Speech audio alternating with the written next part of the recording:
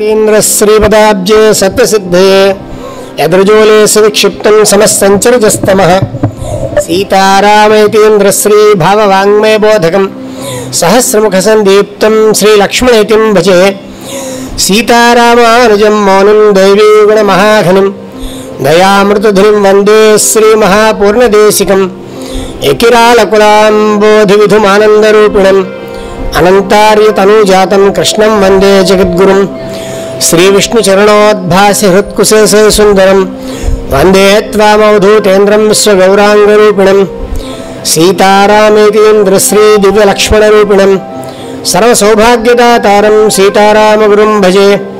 नमो अनन्तकृष्णाय नमः कृष्णसुताय च नमः कल्मषनाशाय शुद्धसत्त्वाय ते नमः।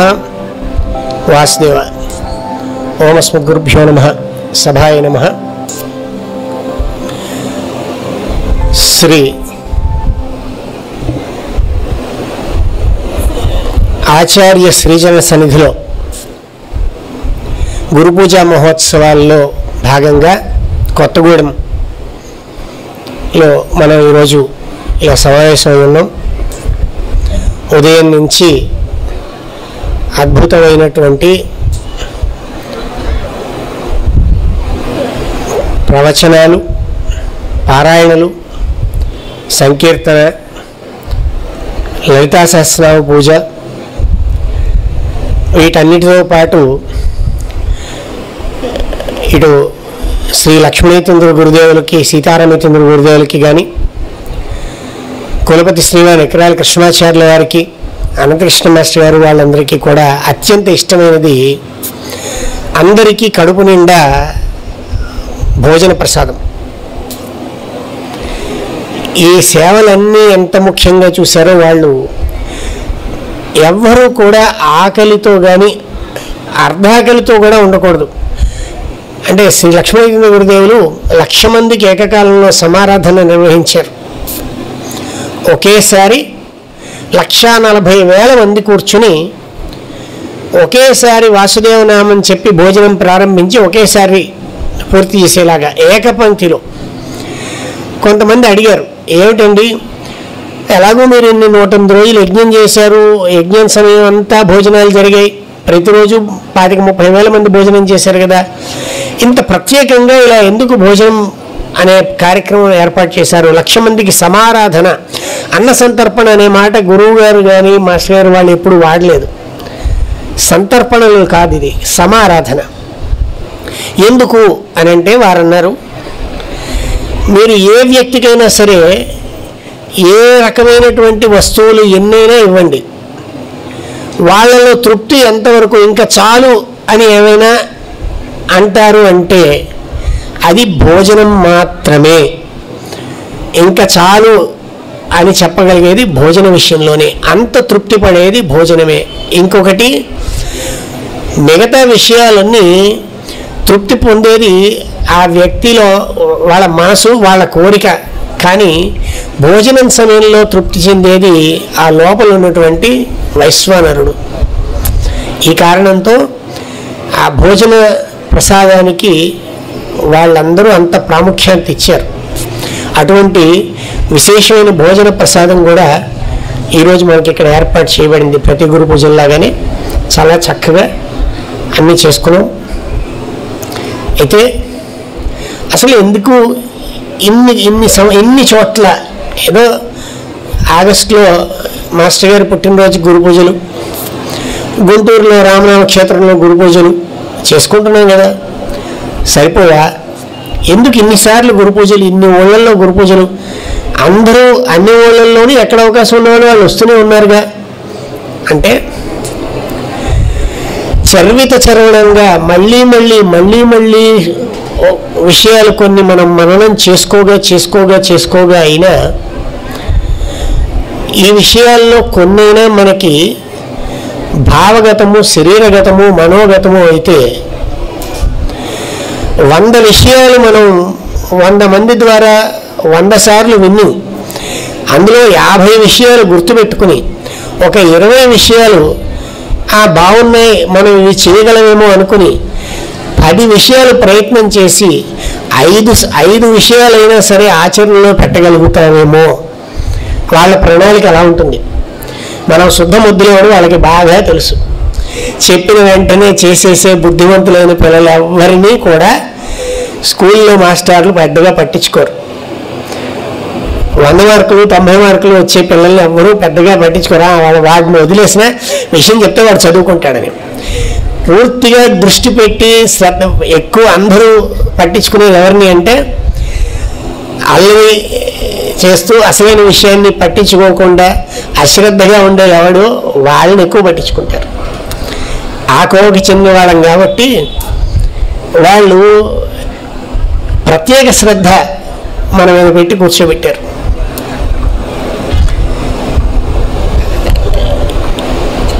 అందుకని వాళ్ళ శ్రద్ధ, వాళ్ళ ఇష్టం, వాళ్ళ కోరిక ఒకటే. మనం అందరం వాళ్ళ వలె వాళ్ళలాగా అవ్వాలి. కేవలం వాళ్ళ అనుయాయులుగా మేము మాస్టర్ గారు శిష్యులు అండి అని చెప్పుకోవడానికో, మేము లక్ష్మణైతంద్ర వారి శిష్యులు అని చెప్పుకోవడానికో వాళ్ళకి అసలు ఏమాత్రం దాన్ని పెద్దగా పట్టించుకోరు. వాళ్ళకి ఏ లెక్క లేదు దాని గురించి. ప్రత్యక్షంగా వాళ్ళు చెప్పేశారు కూడా, ఇంకొక అవతారమూర్తి వలె నమస్కారాలు చేయించుకోవడానికి, పాదపూజలు చేయించుకోవడానికి మేము రాలేదు అని స్పష్టంగా చెప్పేశారు. వాళ్ళు చేద్దాం అనుకున్నది, మన ద్వారా చేయించాలనుకున్నది లోక శ్రేయస్సుకి మనం ఎంతవరకు ఉపయోగపడతాం. కానీ మరి మనమేమో అంటే ఇక్కడ నేను మనం అనేది ప్రత్యేకం నా గురించే ముందు ప్రస్తావన చేసుకుంటున్నాను. నాకంటే మిగతా వాళ్ళందరూ చాలా ముందే ఉన్నవాళ్లే. మనం ఎలా అంటే, నేను ఇది చేస్తాను సరే మరి నాకేంటి, అది ఆలయ దర్శనం అవనివ్వండి, ఎవరైనా భాగవతోత్తముల దర్శనం అవనివ్వండి, ఎవరైనా సేవ అవనివ్వండి, నేను వెళ్తున్నాను, రోజు వెళ్తాను, రోజు గుడికి వెళ్ళి దండం పెడుతున్నా, రోజు పొద్దున్నే ప్రేయర్ చేస్తున్నాను, పొద్దున్నే ఆరాధన చేస్తాను, తీర్థం తీసుకుంటాను, దాదాపుగా నేను చెప్పి నియమాలన్నీ కూడా చాలా పాటించేస్తున్నాను. కానీ వాడేమో ఇవేమి చేయడు. వాడికేమో బోల్డన్ని ఆస్తులు వస్తున్నాయి, వాడు బోల్డని హంగు ఆర్భాటాలతో తిరుగుతున్నాడు. నేను ఇవన్నీ చేస్తున్నాను, నేను ఇలాగే ఉన్నా. ఈ ధ్యాసలో ఉంటామే ఎక్కువ మంది. ఈ భావన మన మనసులోని నుంచి బయటికి వెళ్ళడానికి ఈ గురు పూజ మహోత్సవాలు. మనకి కావలసింది ఏమిటో మనకి తెలీదు. అది కాక పక్క వాళ్ళది చూసి అదే చాలా గొప్పది అనుకుంటాం. శ్రీ గురుదేవులు లక్ష్మణైతంద్ర గురుదేవులు ఒక గేయంలో రాస్తారు, నేనెరుగను నాకేమి వలయునో నీవేయించీరా అని. అంటే మనకు తెలియదు ఏం కావాలో.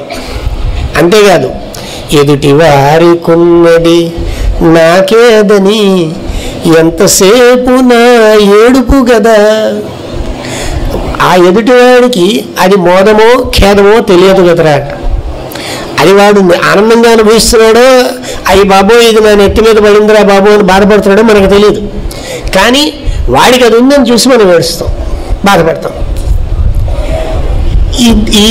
దీని నుంచి మనం బయటికి రావాలంటే మార్గం ఏమిటి? మన ప్రయత్నంలో వస్తామా? మనం ఎంత, మన ప్రయత్నం ఎంత? చాలా సందర్భాల్లో మన గురుదేవులు మనకి చెప్పినవే. మనం ఎవరం ఈ విషయ ప్రస్తావన చేసుకున్నా మన సొంత ప్రజ్ఞాపాఠవాలు ఇందులో ఏమీ లేవు. వాళ్ళు కొన్ని వందల సార్లు చెప్తే ఒక మాట మన మనసులో కాస్త నాటుకుంటుంది. ఆ నాటుకున్న మాటలు ఏమిటంటే, స్వామి మీరు తప్ప దిక్కు లేదు, ఏది చేయాలన్నా నా ద్వారా ఏది జరగాలన్నా అది మీ సంకల్పంతో మీరు చేయించుకోవాలి తప్ప నాకు నేరుగా చేయగలిగేది ఏమీ లేదు అనే పరిపూర్ణ శరణాగతి చేసి ఉండటం మాత్రమే మనం చేయగలిగింది.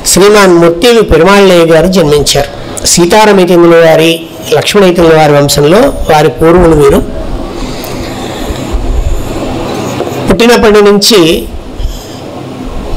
జ్ఞానభక్తి వైరాగ్యాలు కలిగి చాలా పరమభక్తులై ఊరందరికీ కాక చుట్టుపక్కల ఊళ్ళలో కూడా ఏ రకమైనటువంటి ఇబ్బంది ఆపద వచ్చినా అందరూ వారి దగ్గరకు వచ్చేవారట, ఏదైనా దారి చూపించమని. సంస్కృతంలోనూ తెలుగులోనూ మంచి పండితులు, మంత్రద్రష్ట, మహా అనుష్ఠానపరులు. రామచంద్ర ప్రభు పెదముత్తేవిలో మా ఇలువేలపై వేంచేస్తున్న శ్రీ లక్ష్మీపతి స్వామి వారు అంటే ఇద్దరికి కొన్ని సారూప్యములు ఉన్నాయి.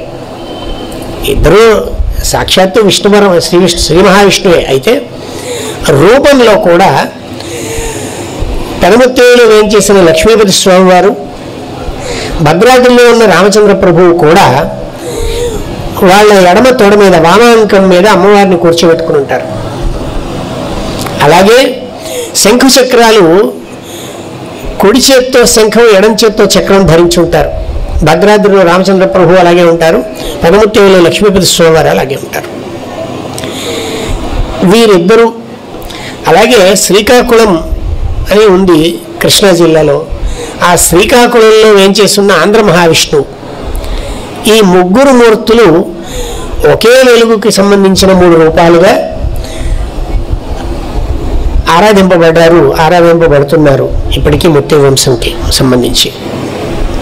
ఈ పెరుమాళ్ళయ్య గారు పెదముత్తేవిలో లక్ష్మీపతి స్వామి వారి దగ్గర ఒక 6 నెలలు, భద్రాచలం వచ్చి భద్రాద్రి రామచంద్ర ప్రభు దగ్గర ఒక 6 నెలలు, సంవత్సరంలో వారు గడిపేవారు. అప్పటి రోజుల్లోనే అడవి మార్గంలో నడిచి వచ్చేవారట పెదముత్తేవి నుంచి భద్రాచలానికి. భగవంతుడు ఎప్పుడూ భక్తులను రక్షిస్తాడు.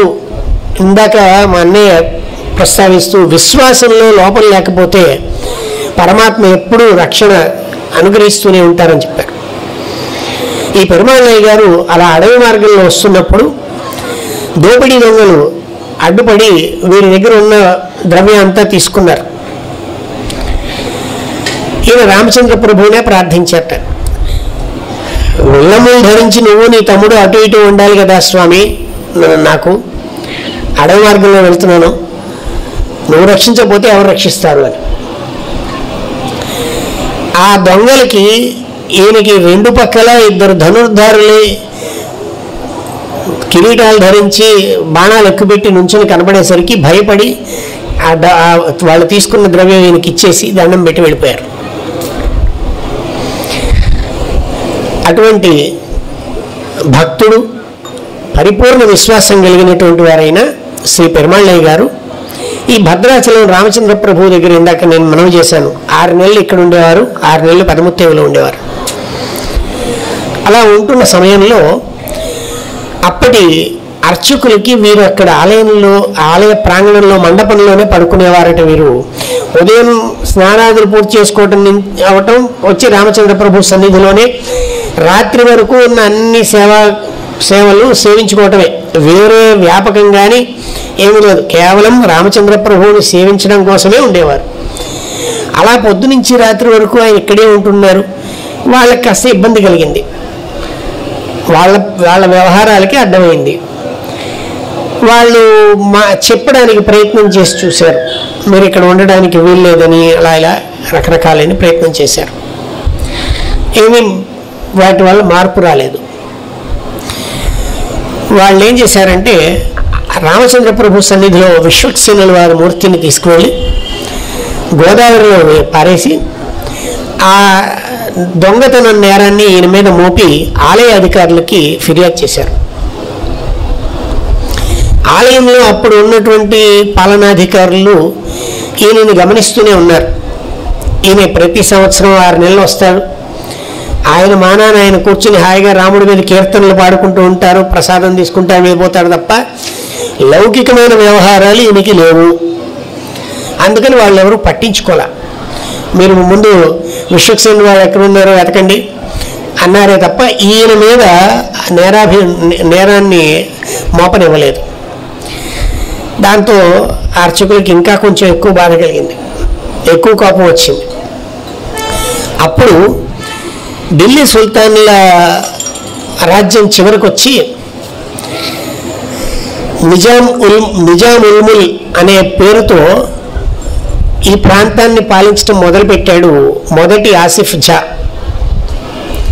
ఆయన దగ్గరికి వెళ్ళి హైదరాబాద్లో ఫిర్యాదు చేశారు. ఆయన వచ్చాడు, వచ్చి ఈయన మీద మీ మీద నేరం మోపబడింది, ఏమిటి మీ పరిస్థితి అన్నాడు.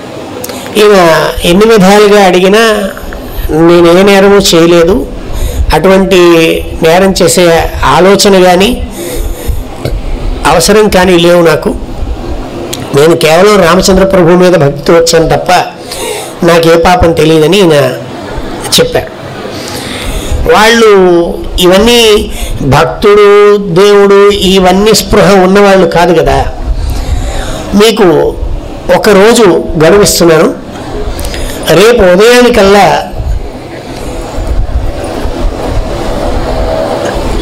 ఉదయానికల్లా ఆ విశ్వక్సేనుల వారి మూర్తి ఆనుపానులు తెలియజేస్తే సరే, లేని పక్షంలో మీకు శిరచ్ఛేదమే శిక్ష అని నిర్ణయం చేసి తన బసకి వెళ్ళిపోయాడు ఆసిఫ్ జా. వీరు రాత్రంతా రామచంద్ర ప్రభువునే ప్రార్థిస్తున్నారట. ఎందుకు నాకు ఇటువంటి స్థితి కల్పించావు స్వామి, ఏనాడు నేను నీ స్మరణ తప్ప నాకు వేరే భావనే లేదే, అటువంటిది ఎందుకు ఈ రకమైన పరీక్ష పెట్టావు. అయితే ఇక్కడ కూడా విశ్వాస లోపం లేదు. ఎలా అంటే గురుదేవులు చాలా సందర్భాల్లో చెప్పేవారు, సీతారామ గురుదేవులు చెప్పేవారు చాలా సందర్భాల్లో, ఇది అరే మనకి పరీక్ష పెట్టేవాడికి మనం ఆ పరీక్షలో ఉత్తీర్ణులు అవుతామో లేదో ముందే తెలుసు, మన స్థాయిని బట్టే పరీక్ష పెడతాడనేవారు. స్కూల్ చదువుతున్న వాడిని తీసుకెళ్ళి డిగ్రీ పరీక్ష రాయించరు కదా, వాళ్ళకి తెలుసు. అలాగా ఆయన అంతటి విశ్వాసం ఉన్నవాడు కాబట్టి ఆయనకు అంత తీవ్రమైన పరీక్ష పెట్టారు. ఆయన ఖాయంగా ఆమెను ఉత్తీర్ణులు అవుతాడన్న ధైర్యం. రాత్రి అంతా నామస్మరణతో రామచంద్ర ప్రభువునే ప్రార్థిస్తూ ఉంటే తెల్లవారుజాము సమయంలో ఆ శరీరం అంతా అలసిపోయి మాగన్నుగా కొద్దిగా అలా కన్ను మూతపడిన సమయంలో రామచంద్ర ప్రభువు దర్శనమై, విశ్వక్సేనుడు నువ్వు గోదావరి తీరానికి వెళ్ళి ప్రార్థిస్తే అక్కడ అందరూ చూస్తుండగానే నీకు ప్రత్యక్షమవుతాడు, విశ్వక్సేనమూర్తి బయటకు వస్తుంది, కాబట్టి నువ్వు వాళ్ళందరికీ చెప్పి నిజాంని కూడా అక్కడికి రమ్మని చెప్పి నువ్వు ప్రార్థన చెయ్యి అని రామచంద్ర ప్రభు చెప్పారు. మామూలుగా అసలు అంత పరీక్ష దాకా మనం వెళ్ళం. ఒకవేళ అటువంటి సందర్భంలో అలా అనిపిస్తే నాకు నిద్రలో కలగదా వచ్చింది వస్తాడంట, తీరా ఈ రాజుని వీళ్ళందరినీ పిలిచి ఆ గోదావరి నేను కూర్చున్నాక రాకపోతే ఇదే ఉంటుంది మన మానసిక స్థితి. అయితే ఆయన మహాభక్తుడు కాబట్టి, పరిపూర్ణమైన విశ్వాసంతో ఉన్నవారు కాబట్టి అందరికీ ఆ భటులకి చెప్పారట, మీ రాజుగారికి చెప్పండి, స్వామి నాకు స్వప్నంలో దర్శనం ఇచ్చి ప్రార్థిస్తే నేను వస్తానని నాకు వరం ఇచ్చారు, కాబట్టి అందరూ నన్ను గోదావరి తీరానికి తీసుకెళ్తే ప్రార్థన చేద్దాం అని. మొత్తం భద్రాద్రి గ్రామం అంతా తరలి వెళ్ళింది గోదావరి తీరానికి.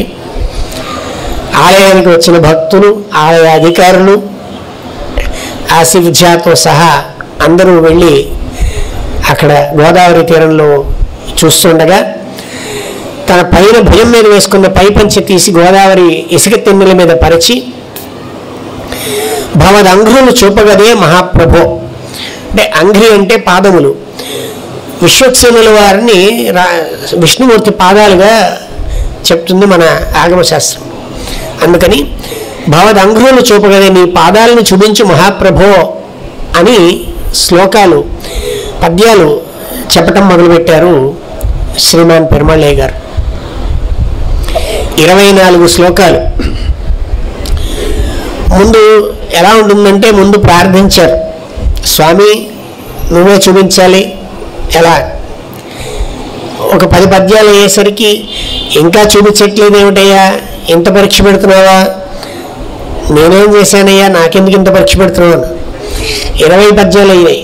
20వ పద్యంకి వచ్చేసరికి నీకు అసలు నేను ఒకటి అన్నాననేది ఏమన్నా అనిపిస్తుందా, నువ్వు అసలు ఉన్నావా, ఏం చేస్తున్నావు, నీ ధనుర్బాణాలు ఎక్కడ పెట్టేశావు, నీ ఆయుధాలు ఏమైపోయినాయి, అసలు ఆ శరణాగత రక్షణే ప్రధానంగా ఉన్నటువంటి అవతారం కదా నీది, ఆ శరణాగత రక్షణ దీక్ష ఏమైంది అని ఇలా ప్రశ్నించి 24 శ్లోకాలు అయ్యేసరికి గోదావరి నది మధ్యలో సుడులు తిరగటం మొదలుపెట్టి, బుడగలు రావటం మొదలుపెట్టి, విశ్వక్సేనమూర్తి ఆ నీళ్లపై తేలుతూ వచ్చి వీరు పరిచిన కండువా మీదకి చేరింది.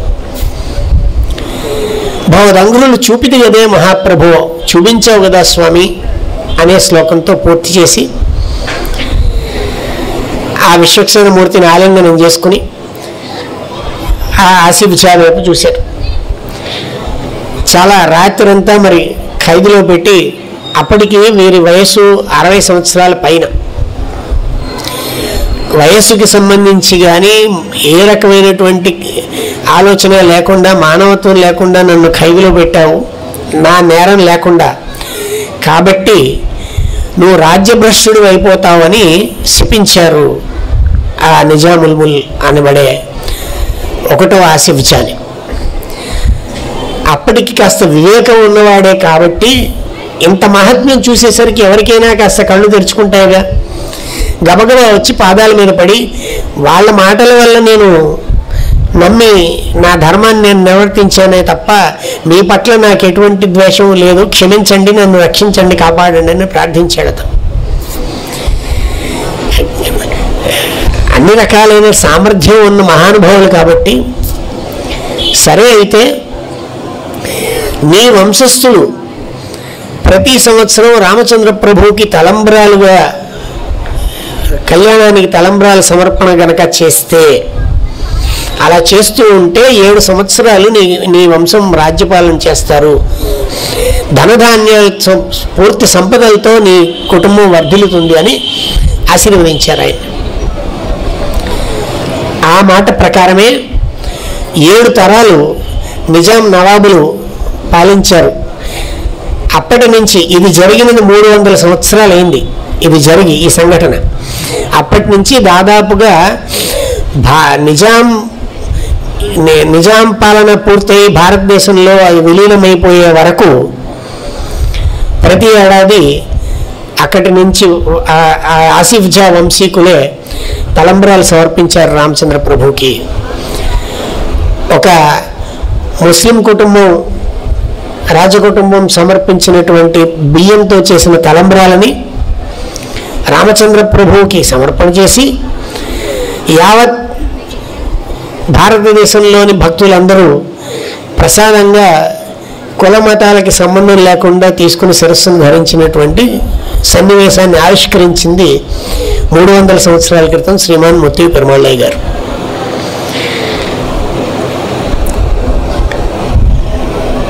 (1956 వరకు నిజాముల పాలన జరిగింది.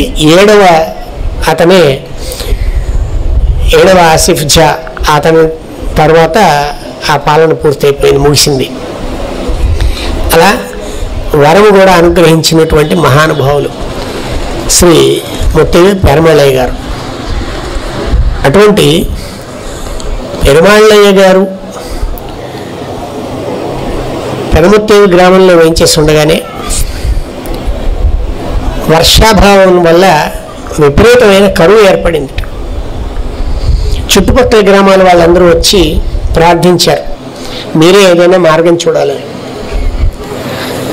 రామచంద్ర ప్రభువునే ప్రార్థించారు. ఈయన శంకరాభరణ రాగంలో ఒక కీర్తన పాడి రామచంద్ర ప్రభువుని ప్రార్థిస్తే వర్షాలు కురిసాయి. ఎప్పుడో 1000 ఏళ్ల క్రితం, 2000 సంవత్సరాల క్రితం, లేదు కలియుగ ప్రారంభంలో, ద్వాపరయుగంలో కాదు, సరిగ్గా 300 సంవత్సరాల క్రితం జరిగినటువంటి సంఘటన ఇది. ఇటువంటి సంఘటనలు, ఇటువంటి కథలు మనం స్మరించుకొని మననం చేసుకుంటం ద్వారా అటువంటి పరమ భాగవతోత్తముల విశ్వాసము, వాళ్ళ భక్తి మన అందరిలోనూ అలవడే అవకాశం ఉంటుంది. మళ్ళీ మళ్ళీ ఆ కథల్ని, ఆ విశేషాల్ని స్మరించుకోవటం ద్వారా. ఇక వీరి కుమారులు శ్రీమాన్ ముత్తయ్య సుందర రామదాస్ గారు 1700 సంవత్సరంలో జన్మించారు. వీరు శరీరంతో ఉండేది 40 ఏళ్ళు మాత్రమే. 1740లో శరీరం వదిలేశారు. 12వ ఏట వరకు అసలు విద్యాభ్యాసమే చేయలేదట వీరు. చాలా అల్లరి చిల్లరిగా తిరుగుతూ ఉండేవారట. ఒక వివాహ వేడుకలో ఈ సుందర రామదాస్ గారు అప్పటికి 11 ఏళ్ల వయసులో అందరూ పెళ్లి భోజనం చక్కగా కూర్చొని చేస్తూ ఉంటే ఈయన ఆ పంక్తి మర్యాద కూడా పాటించకుండా మోకాళ్ళ మీద, గొంతు కూర్చొని అంటారు కదా, అలా మోకాళ్ళ మీద కూర్చొని చుట్టూతా పడేటట్టుగా తింటున్నారట.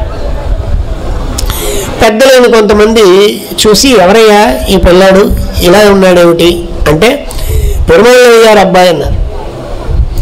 ఆయన దగ్గరకు వచ్చి, ఏనాయనా అంతటి మహానుభావుడు మీ నాన్నగారు, అవతార పురుషుడు అనుకుంటాం అందరం, అటువంటి వాడి కడుపును పుట్టి నువ్వు ఇలా ప్రవర్తిస్తే ఎలా ఉంటుంది, భావ్యం కాదు, నువ్వు నీ మార్గం సరి చేసుకోవాలి అని కొంచెం గట్టిగా మందలించారు. ఆయన మనసులోకి ఆ మాటలు నాటుకున్నాయి. ఇంటి నుంచి వెళ్ళిపోయారు. తిన్నగా గోదావరి తీరంలోనే ఒక గురువు గారి దగ్గరికి వెళ్ళారు. మీరు నాకు విద్యాభ్యాసం చేయాలి, విద్య నేర్పించాలి. ఆయన ఇది అప్పటికే 12 ఏళ్ల వయసు. ఒక కౌపీనం పెట్టి తల్లులు అందరూ బట్టలు ఉతుక్కొని నీళ్లు తీసుకెళ్లే ఒక కాలువ గట్టున 2-3 రోజులు నిలబెట్టారట. ఆత్మాభిమానం పోవాలి అని. ఈయన అలాగే నుంచున్న వాళ్ళందరూ నవ్వుతూ ఉండేవారు చూసి. అన్న గురువు గారు చెప్పారు, నుంచున్నాడు ఈయన. 3 రోజులు గమనించాడు ఆయన. అంటే ఎలా ఉంటుందంటే, గురువులు పెట్టే పరీక్షలు, ఇతను ఆ పెద్ద ఆయన ఎవరో మందలిస్తే వచ్చాడు నేర్చుకుంటా అని, ఎంతవరకు నిలబడతాడు అని అనుమానం వచ్చింది ఆయనకి. ఆ 3 రోజుల పరీక్షలోనూ ఈయన నెగ్గారు.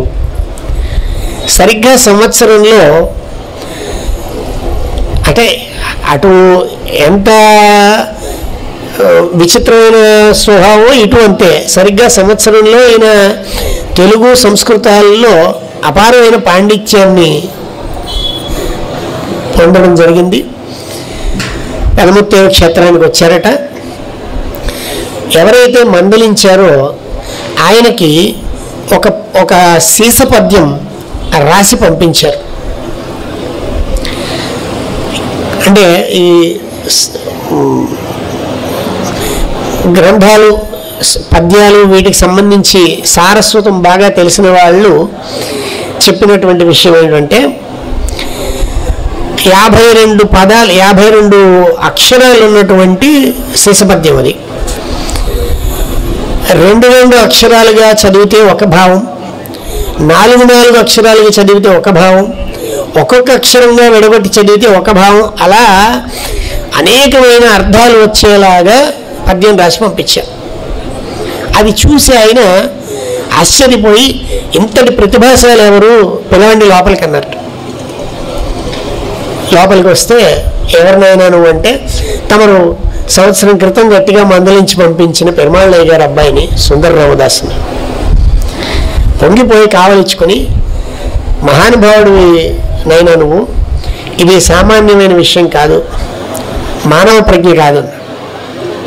ఈ సుందర రామదాస్ గారి గురించి ఎందుకు ప్రస్తావిస్తున్నానంటే,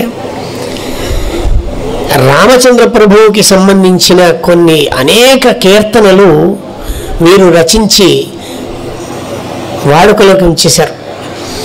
ఇంకో విశేషం ఏంటంటే, వీరు రాసిన చాలా కీర్తనలు కొంతమంది, ఈయన పేరు సుందర రామదాస్ కదా, రామదాస్ గారు రాశారనుకుంటారు. మీరు భక్త రామదాస్ సినిమాలో వినుంటారు భద్రశైల రాజమందిర అనే కీర్తన. ఆ భద్రశైల రాజమందిర కీర్తన రచించిన వారు శ్రీమాన్ ముత్తి సుందర రామదాస్ గారు, వాసుదేవ. అటువంటి మహాభక్తులు శ్రీరామదూతం శిరసానమామి మనం నిత్యం చేసుకుంటూనే ఉంటాం. కొన్ని వందల సార్లు, కొన్ని వేల సార్లు, అనేక చోట్ల చేస్తూ ఉంటారు, చదువుతూ ఉంటారు. ఆ శ్రీరామదూతం శిరసానమామి అన్న మకుటంతో రామాయణాన్ని పూర్తిగా మనకి అనుగ్రహించిన వారు శ్రీమాన్ సుందర రామదాస్ గారు. అటువంటి మహానుభావులు భక్తుల కథలు మనం నిరంతరం స్మరించుకుంటూ ఉంటే, ఆ స్మరణ ద్వారా వాళ్ళ వైభవాలు మన మనసుల్లోకి చేరితే ఏనాటికైనా ఆ భాగవత పాద రేణువులుగా మనం కూడా అనుగ్రహింపబడతాం. ఇంకొక విశేషమైన సంఘటన చెప్పి నేను ముగిస్తాను. మనకి ఇప్పుడు వీరు సుందర రామదాస్ గారు, పెరుమాళ్ళయ్య గారు అంటే 300 ఏళ్ల క్రితం వాళ్ళు. లక్ష్మణీతుల వారి గురించి, ఈకే మాస్టర్ గారి గురించి చెప్పుకున్నాం చాలా సందర్భాలు. వాళ్ళు చూపించిన ఎంతోమందికి ప్రత్యక్షంగా చూపించారు వాళ్ళు. మా అక్కయ్య విపరీతమైన చెవు పోటు ఉండేది, ఫస్ట్ కారుతూ ఉండేది. ఏ ట్యాబ్లెట్లు ఏం వేసుకున్నా ఏమీ పెద్దగా గుణం కనపడలేదు. ఎవరో మన వాళ్ళే అన్నారు, నాగుల చవితి రోజున పుట్టలో పాలు పోసి చలివిడి చిమ్మిడి వేసి ఆ పుట్ట మన చెవుకి పెట్టుకుంటే, దండం పెట్టుకోండి ఆదిశేషుడికి తగ్గుతుందన్నారు. పదముత్తేవులో ఉన్నాం ఆ రోజు. మహాపూర్ణ మండపంలో లక్ష్మణేతుల వారి ఇలా కుర్చీలో కూర్చుని ఉన్నారు. గ్లాస్తో పాలు చిమ్మిలి చలివిడి తీసుకుని అక్కయ్య వెళుతూ వారి దగ్గరికి వెళ్ళి నమస్కారం చేసింది. ఏమిటే అన్నారు. వారిని జేజ అని పిలిచేవాళ్ళం మేము. చెవుపోటు తగ్గటం లేదు జేజ, ఆదిశేషుడికి పాలు పోసుకుంటే తగ్గుతుందన్నారు వీళ్ళు, పోయడానికి వెళ్తున్నాను ఇలా ఇవ్వన్నారు. అక్కయ్య ఇస్తే ఆ గ్లాస్ పాలు తాగి అక్కడ పెట్టి తగ్గిపోతుందిలే వెళ్ళన్నారు. ఆ తర్వాత నుంచి ఏ రోజు అక్కడికి చెవిపోవట్లేదు, ఆ క్షణం తగ్గింది. అంటే ఆయన ఆదిశేషుడేనా, నేను ఆదిశేషుడిని అని ఆయన చెప్పినట్టేనా? కాకపోతే వాళ్ళు ఎంత మాయ కమ్మేస్తారంటే ఉత్తర క్షణంలో అంతా గురువుగారు చూసుకుంటారులే, ఆయన చేతిలో నేను ఒక గరిటని అంటారు, మనం అదే అవును వేసుకుంటాం వెంటనే. అలాగే నాన్నగారికి విపరీతమైన ఆయాసం ఉండేది. అప్పటికి మొబైల్ ఫోన్లు లేవు, అందరి ఇళ్లలోనూ ల్యాండ్ ఫోన్లు కూడా లేవు. విశాఖపట్నంలో ఉండేవాళ్ళం మేము. రాధామాధవంలో ఆయన సారస్వతం అంతా నిర్వహిస్తూ ఉండేవారు మాస్టర్ గారు. ఇటు ఇంటి దగ్గర బాగా ఆయాసంగా ఉంది, ఇంకా అసలు ఊపిరాడడమే కష్టంగా ఉన్న సందర్భాల్లో ఫోన్ చేసేవాళ్ళం మేము. అక్కడ మా ఇంటికి దగ్గరలో ప్రెస్ ఉండేది, వాణి ప్రెస్ నుంచి ఫోన్ చేసేవాళ్ళం ఇంటికి, మాస్టర్ గారి ఇంటికి, అలాగే రాధామాధవంకి. సీతారాంకి ఆయాసంగా ఉంది అని మెసేజ్ ఆయన మాస్టర్ గారికి అందాలి. ఈ ఫోన్ చేసిన పావు గంట 20 నిమిషాల్లో ఎవరో ఒకళ్ళు స్కూటర్ మీద తీసుకొచ్చేవారు ఆయన్ని. భుజాన మందుల సంచితో వచ్చేవారు. ఆ దింపిన వాళ్ళు, స్కూటర్ మీద తీసుకొచ్చిన వాళ్ళు ఆయన అక్కడ దింపేసి వెళ్ళిపోయేవాళ్ళు. మళ్ళీ వాళ్ళు ఎన్ని గంటలకు వచ్చి ఆయన తీసుకెళ్ళాలి? ఇక్కడ ఈయనకి తగ్గాక కూర్చుని మందులు వేసి చూసి ఒక్కొక్కసారి 1.5, 2 గంటలు, 3 గంటలు కూర్చొని నాన్నగారికి ఆయాసం తగ్గి నిద్ర పెట్టాక ఆయన వెళ్ళిన సందర్భాలు ఉన్నాయి. ఎప్పుడు నాన్నగారికి తగ్గి నిద్ర పట్టిందో అప్పుడు వచ్చేది స్కూటర్ ఆయన తీసుకెళ్ళడానికి. ఇది ఎలా సాధ్యం? అప్పుడు ఫోన్లు లేవు. 8 గంటలకల్లా రా అని వాళ్ళకి చెప్పడానికి ఇక్కడ ఈయన పరిస్థితి ఏమిటో మిగతా అప్పుడు పై లోపలికి వచ్చేదాకా తెలియదు. సరిగా మా నాన్నగారికి తగ్గి ఆ అమ్మాయికి నేను బయలుదేరుతాను మాస్టర్ గారు అనే టైంకి గుమ్మంలోకి స్కూటర్తో వచ్చేవారు ఎవరో ఒకళ్ళు. తర్వాత తెలిసిన విషయం ఏంటి, మాకు ఇలా మా ఒక్కళ్ళింటికే కాదు, కొన్ని వందల మంది కొన్ని వేల మందికి అలాగే ఆయన మందులు ఇచ్చేవారు ప్రతిరోజు. ఇది ఎలా సాధ్యం? ఆయన్ని చదివితే ఆయన ఏమంటారు, అంతా మాస్టర్ గారు చూసుకున్నారు, మందే ఉంది అంటారు ఆయన. అదే నిజం అనుకుంటాం మనం. కానీ వాళ్ళు ప్రత్యక్షంగా మేమే అని చూపించినా కూడా మాయ గమ్మేస్తూ ఉంటారు. ఆ మాయలో మనం పడకుండా ఉండాలి.